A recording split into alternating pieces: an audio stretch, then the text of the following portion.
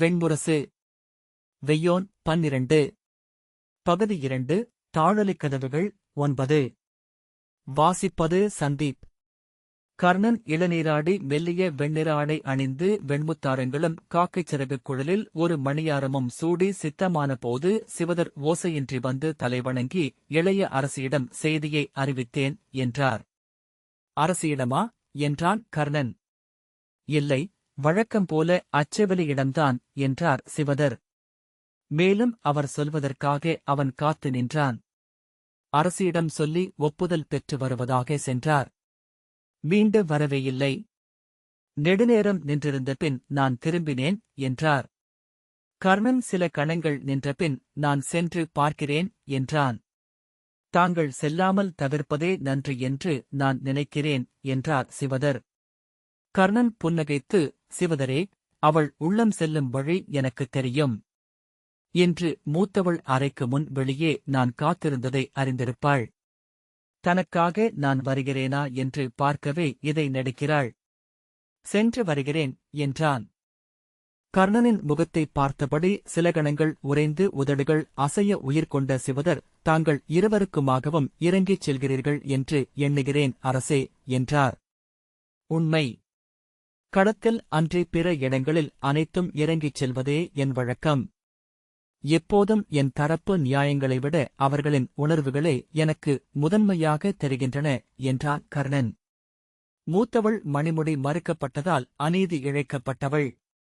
ஒவ்வொரு அவையிலும் அவளே மூத்தவள் என்றும் ஆனால் சூதர்மகள் என்பதால் மணிமுடி கிடைக்கப் பெறாதவள் என்பதும் சொல்லப்படாத பெருஞ்சொல்லாக நின்று கொண்டிருப்பதை அவள் உணர்கிறாள்.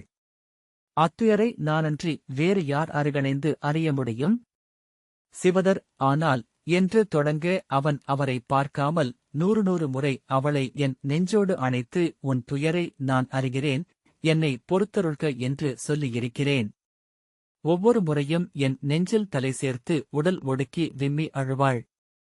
கண்ணீர் ஓய்ந்ததும் மீள மீள இன்சொற்களால் எனக்கு உறுதி சொல்வாள். ஆனால் எளிய பெண். மறுநாளே எழும் ஓர் அவமதிப்பு போதும் நெஞ்சுள் புண்படுவாள். மீண்டும் அதையே நிகழ்த்துவாள். முடிவின்றி அவளிடம் பணிந்து செல்வதையும் பொறுத்தருளக் கோருவதையுமே இதுநாள் வரை செய்து வந்திருக்கிறேன். இனியும் அதையே செய்ய வேண்டியிருக்குமென்று உணர்கிறேன் என்றான். பெருமூச்சுடன் அவன் தொடர்ந்தான். இளையவள் பிறிதொரு வகையில் அநீதி இழைக்கப்பட்டவள். தன்னை மணங்கொண்டு முடிசூட்டி அரியணையமர்த்தும் க்ஷத்திரிய இளவரசனுக்காக கனவுகளுடன் காத்திருந்தவள். நகர்புகுந்து அவளை கவர்ந்து வந்தோம். சூதன் மகனுக்கு மணமகளான தன் இழிவை இத்தனை நாளாகியும் அவளால் கடக்க முடியவில்லை. காமத்தில் தன்னை மறந்து என்னுடன் இருந்தாலும் கூட சித்தம் விழிப்புற்றதும் கசந்து விலகுவதே அவள் இயல்பு. கசந்த புன்னகையுடன் சிவதரை நோக்கி திரும்பி, ஒருமுறை உன் முகம் ஏன் அப்படி சுளிக்கின்றது என்று கேட்டேன். சீறி முகம் சிவந்து என்னை நோக்கி என்னவென்றா, குதிரைச்சாணி மணம் கமழ்கிறது, அதனால் என்றாள். அவள் உளம் சுருங்குவதை என்னால் உணர முடிந்தது. அவளிடமும் மீண்டும் மீண்டும் பொறுத்தருளவே கோருகிறேன். இச்சதுரங்கத்தில் அதையும் நான் ஆட வேண்டியிருக்கிறது என்றான். சிவதர், தாங்கள் அரசர். அதை எண்ண மறுக்கிறீர்கள். ஓர் அரசன் தன் செயலுக்கு பொறுத்தருளக் கோருவதென்றால் ஒவ்வொரு நாளும் அதற்கன்றி பிறிது எச்செயலுக்கும் நேரமிருக்காது. உழவன் வயலில் வாழும் சிற்றியர்களிடம் தனித்தனியாக பொறுத்தருளும்படி கோர முடியுமா என்ன? ஏர் இறக்குகையில் மண் தொட்டு சென்னி சூடி விண்ணோக்கி தெய்வங்களிடம் பொறுத்தருளும்படி ஒருமுறை கூறலாம். அவ்வளவே என்றார். அவன் விளைவிக்கும் உணவு ஆற்றும் பசி அவன் செய்யும் கொலைகளை தெய்வங்களின் கண்களுக்கு எளியதாக்கும். பசிப்பிணி நீக்கும் உழவருக்கு தானியலட்சுமி ஆளும் பொன்னுலகு உண்டு என்பது முன்சொல். நானும் அதை அறிவேன். ஆனால் இவ்வண்ணமே என்னால் இருக்க முடிகிறது. நேற்று உஜ்ஜயினிக்குச் சென்ற வணிக வண்டியை தடுத்துக் கொள்ளையிட்ட திருடர்குழு தலைவன் ஒருவனை தலை கொய்ய என் வீரர்களுக்கு ஆணையிட்டேன். அவனை அவர்கள் இழுத்துச் சென்றபோது அவையிலிருந்த தனது மைந்தனையும் மனையாட்டியையும் திரும்பி நோக்கியபடியே சென்றான். கண்கள் நிறைந்து வழிய இருவரும் கைகூப்பி அசையாது நின்றிருந்தனர். சிவதரே, எழுந்து அவர்கள் காலடி பணிந்து என்னை பொறுத்தருள்க என்று கேட்க வேண்டும் போல் உணர்ந்தேன் என்றான் கர்ணன். சிவதர் ஏதோ சொல்ல வாயெடுக்க, உங்கள் எண்ணம் புரிகிறது. களை கொய்யாது பயிர் வளர்க்கலாகாது. ஆனால் ஒரு களையும் தனித்திருப்பதில்லை. பயிரோடு சேர்த்தே களை பிடுங்க வேண்டியிருக்கிறது. நான் கொன்றது திருடனை மட்டுமல்ல, ஒரு தந்தையையும் கூட, என்றான் கர்ணன். சிவதர், அரசே, அம்மைந்தனுக்கு நீங்கள் கொடையளித்தீர்கள். அவன் கல்வி பயிலவும் நல்வாழ்வு பெறவும் வழி அமைத்தீர்கள். அதற்கப்பால் ஒரு அரசன் செய்வதற்கொன்றுமில்லை, என்றார். அவன் விழிகளுக்கு அவன் தந்தையைக் கொன்றவன் நான். தனித்திருக்கையில் தந்தை என்று அவன் உணர்கையில் அவ்வெண்ணம் அவனுள் எழாதிருக்காது, என்று கர்ணன் சொன்னான். எழும். ஆகவேதான் அரசனை அனைத்து மானுடர்களிடமிருந்தும் ஒரு படி மேலேற்றி அமைத்தனர் முன்னோர். அவனது அரியணை பிறர் தலைக்கு மேல் அமர வேண்டுமென்று மேடை கட்டினர். சூரியனும் சந்திரனும் நெருப்பும் அவன் மூதாதையர் என்று வகுத்தனர். அந்த அரியணையில் நீங்கள் அமர்ந்திருக்கும் வரை எவரும் உங்களை கொலைகாரன் என்று எண்ணப்போவதில்லை. இறங்கி மண்ணில் நின்று ஒரு சொல் எளிய மானுடராக உரைத்துவிட்டீர்கள் என்றால் காத்திருந்த பார்ப்புப் பேய்கள் போல் அனைத்து பழிகளும் வந்து உங்கள் மேல் படியும், என்றார் சிவதர். கர்ணன், ஆம், உண்மை, என்றபின், மது எனும் மாயத்தை கண்டடைந்த மூதாதை ஒரு மன்னனாகவே இருக்க வேண்டும். நாளெல்லாம் அவன் மேல் வந்து பொழியும் பழிகளையும் புகழ்மொழிகளையும் கழுவிவிட்டு இரவில் எடையிழந்து துயில அது அவனுக்கு தேவைப்பட்டிருக்கும், என்றான். இப்போது தங்கள் சித்தம் செயல்கூறுடன் இருக்க வேண்டியுள்ளது. மதுவருந்தி இளைய அரசியின் அரண்மனைக்குச் செல்வது உகந்ததல்ல, என்றார் சிவதர். அவள் விழிகளை மதுவின்றி என்னால் நோக்க முடியும் என்று தோன்றவில்லை, என்றான் கர்ணன். இல்லை அரசே, என சிவதர் தொடங்க, ஒரு குவளை மது போதும் சிவதரே. என்னை திரட்டிக் கொள்வேன், என்றான் கர்ணன். சிவதர், அது தேவையில்லை அரசே. தாங்கள் அங்கு இழிவுபடுத்தப்படுவீர்களோ என்ற ஐயம் எனக்கு இருக்கிறது.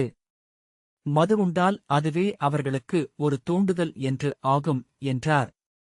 கர்ணன், நீர் சொல்வது சரிதான். பார்ப்போம், என்றான். திரும்பி சால்வையை எடுத்து அணிந்து கொண்டு, இன்றைய நாள் மிக நீண்டது. இது எப்போது அணையும் என்றிருக்கிறது, என்றான். சிவதர், இரவு ஒரு கருஞ்சிறகு பறவை என்பது சூதர் சொல், என்றார். அவன் அதை நோக்கவில்லை. செல்வோம், என்று சொல்லி அவன் இடைநாழியில் நடக்க சிவதர் அவனைத் தொடர்ந்து வந்தபடி, தாங்கள் செல்வது சரி. ஆனால் காத்திருக்க வேண்டியதில்லை, என்றார். ஏன்? மூத்தவள் வாயிலில் காத்திருக்கவில்லையா, என்றான் கர்ணன். மூத்தவர் சூதப் பெண். அடங்காத மனைவி முன் காத்திருந்த எளிய கணவனாக அங்கிருந்தீர்கள். இவர் கலிங்க இளவரசி. க்ஷத்ரியப் பெண் முன் பணிந்து நிற்கும் சூதனாக இங்கிருப்பீர்கள், என்றார். இங்கே நீங்கள் இழிவடைவதை விரும்புவது கலிங்கம். கர்ணன், இந்த மாற்றுருவையும் அணிந்து பார்ப்போமே, என்றான். எப்போது விளையாடுகிறீர்கள், எப்போது போராடுகிறீர்கள் என்று என்னால் அறிய முடிவதே இல்லை, என்றார் சிவதர். கர்ணன் சிரித்து, எப்போது விளையாடுகிறேன்? அதை மட்டுமே என்னால் சொல்ல முடியும், என்றான். சிவதர் பெருமூச்சுடன் சொல்லடக்கிக் கொண்டார். அவர்களின் குரல்களின் ஒலிகள் உரையாடல் போல ஒலித்தன. வினாவிடை என, சொல் மறுசொல் என, தங்களையே எண்ணி அளப்பவை என. இடைநாழியைக் கடந்து அரண்மனையிலிருந்து மரப்பட்டை கூரையிடப்பட்ட நீண்ட இடைநாழியால் இணைக்கப்பட்டிருந்த அரசிகளுக்குரிய மூன்றடுக்கு மாளிகையை அவர்கள் அணுகினர். தனியாக சுவர் வளைப்பு கொண்டிருந்த அதன் முகப்பு வாயிலில் கலிங்கத்திலிருந்து வந்த காவலர் வேலும் வாளும் ஏந்தி காவலிருந்தனர். அவர்களுக்கென சிறு தங்குமாடங்கள் அங்கு அமைக்கப்பட்டிருந்தன. கர்ணனைக் கண்டதும் காவலர் தலைவன் எழுந்து தலைவணங்கி, அங்க நாட்டரசருக்கு நல்வரவு, என்றான். சிவதர் அங்கேயே நின்றுவிட்டார். அவரை ஒருமுறை திரும்பிப் பார்த்தபின் கர்ணன் உள்ளே சென்றான். இரண்டாவது வாயிலில் கலிங்கத்து சேடிப் பெண்கள் 7 காவல் இருந்தனர். பெரிய பட்டாடையை மார்பின் குறுக்கே அணிந்து அதன்மேல் வெள்ளிச்சரம் இட்டிருந்த தலைவி அவனை வணங்கி, அரசியர் மாளிகைக்கு வரவு சிறப்பதாக. தங்கள் வருகையை அரசியாருக்கு அறிவிக்கிறேன், என்றாள். அவன் தலையசைக்க அவள் மிகப்பெரிய இடையை அசைத்தபடி மெல்ல திரும்பிச் சென்றாள். அவள் தொடைகளுக்குப் பொருந்தாமல் காலடிகள் மிகச்சிறியவையாக இருந்தன. அவள் ஏறிச் செல்லும் ஒலி படிக்கட்டிலும் மேலே இடைநாழியிலும் கேட்டது. இடையில் கை வைத்து உடல் சற்றே சரித்து அவன் நின்றான். காலடிகள் கேட்டன. அவன் நோக்கியபோது இரு கைகளையும் வீசி தலை நிமிர்த்தி சுப்ரியையின் முதன்மைச் செவிலி சரபை வந்தாள். அவளுக்குப் பின்னால் தலைவி அவனை நோக்கி விழி நிலைக்க நடந்து வந்தாள். ஆணவம் கொண்ட சீர்நடையுடன் வந்த சரபை, தங்கள் வருகையை அரசிக்கு அறிவித்துள்ளேன் அரசே என்றாள். முகமன் சொல்லவில்லை. கர்ணன் அவள் மறுசொல்லெடுக்க காத்து நின்றான். ஆனால் அவள் தலை வணங்கி முதுகைக் காட்டித் திரும்பி உள்ளே சென்றாள். ஒரு கணம் தயங்கி நின்றபின் அவன் அவளுடன் உள்ளே சென்றான். அவள் அவனை அழைத்துச் சென்று 8 பெரிய பீடங்கள் அமைந்த நீள்சதுர வடிவக் கூடத்தில் சாளரத்தருகே போடப்பட்ட மையப் பீடத்தில் அமரும்படி கைகாட்டினாள். பீடம் முனகி ஒலிக்க எடையுடன் அவன் அமர்ந்ததும் தலைவணங்கி வெளியேறினாள். கர்ணன் தனக்குப் பின்னால் காற்றில் திரைச்சீலை நிலையழிந்து அசைவதை உணர்ந்தபடி அங்கு காத்திருந்தான். எங்கோ ஒரு பறவையின் தும்மல் போன்ற ஒலி கேட்டுக் கொண்டிருந்தது. திரைச்சீலையின் நெளிவு நிலைத்திருப்பதை எண்ணங்கள் நெடுந்தொலைவு சென்று மீண்ட பிறகுதான் கர்ணன் உணர்ந்தான். எப்போதோ கங்கையிலிருந்து வரும் காற்று முற்றிலும் நின்றுவிட்டிருந்தது. அதுவரை அம்மாளிகையின் அனைத்து ஒலிகளையும் முன்னும் பின்னும் அலைத்து உரையாடிக் கொண்டிருந்த காற்றின் இன்மையால் அவை அனைத்தும் மேலும் ஆழம் கொண்டு மறைந்துவிட்டவை போலிருந்தன. ஒலியின்மை உள்ளத்தின் சொற்பெருக்கை தாழ முடியாததாக ஆக்கியது. கர்ணன் எழுந்து கைகால்களை நீட்டியபடி அறைக்குள் மெல்ல நடந்தான். எவரையேனும் வரவழைத்து சற்று யவனமது கொண்டுவரச் சொல்லி அருந்தினால் என்ன என்ற எண்ணம் வந்தபின் தலையசைத்து அதை தடுத்தான். கிளம்பிச் சென்றால் என்ன என்று தோன்றியது. ஆனால் அரசியை பார்த்துவிட்டு செல்வதே உகந்தது என்ற எண்ணம் மீண்டும் வந்தது. அவன் செல்வது சினத்தினால் என்று தோன்றக்கூடும். அவள் அவனை காக்க வைக்கிறாள். அதை அவள் செய்வாள் என்பதை முன்னரே உணர்ந்த பின்னர்தான் அவன் அங்கு வந்தான். அவள் முகம் நினைவுக்கு வந்தது. புன்னகையுடன் அவன் அமர்ந்தான். மீண்டும் சித்தம் இழுபட்டு காலத்துக்கு இணையான கோடாக மாறியது. எங்கோ காற்று ஓசையிட்டது. இலைகளின் இரைச்சல், சாளரக்கதவுகளின் ஓசை, உலோகத் தாள்களின் சிலம்பல்.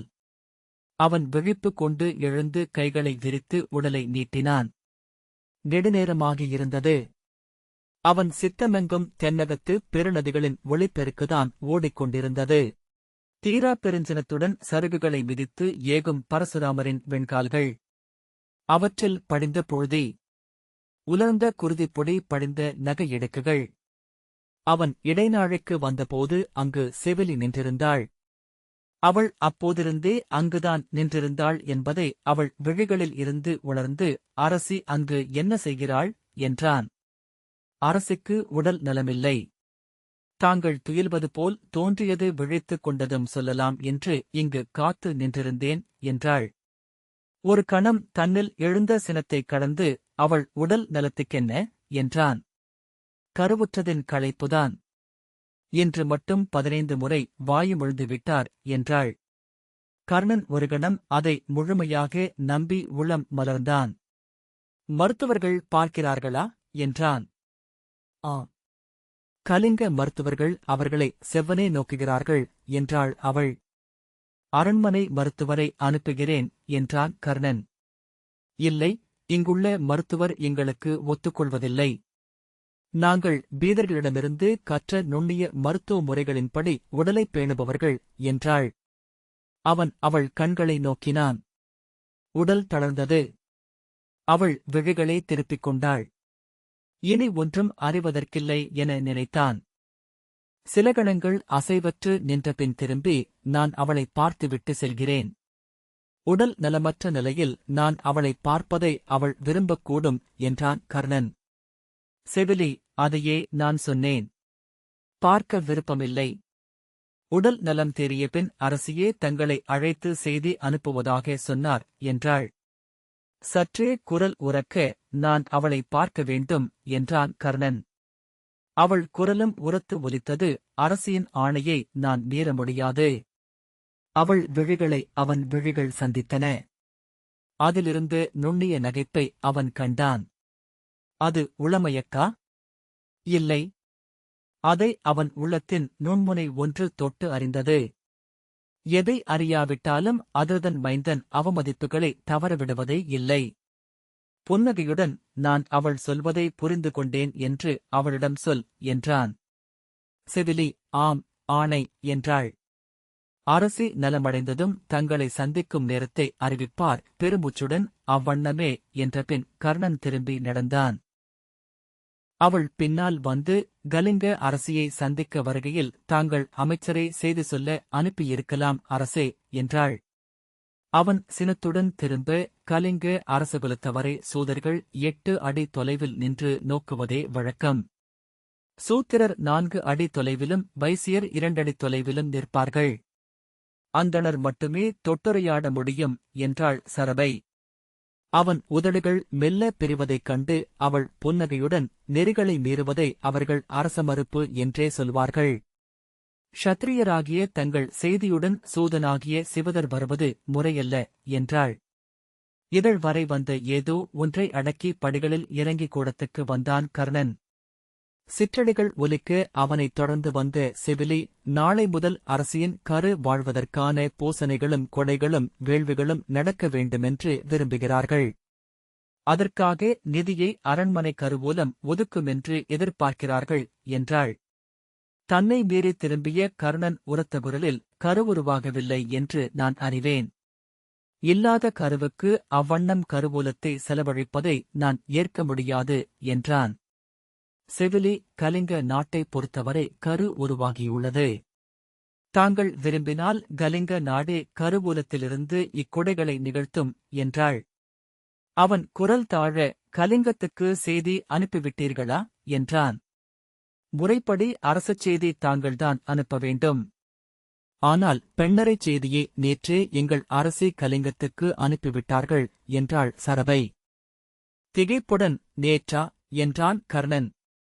அவள் உதடுகள் கேலி நகைப்பில் வளைய, பறவை அல்லவா? அது எங்கேனும் கிளையமர்ந்து ஒரு நாள் பிந்திக்கூட செல்லலாமே.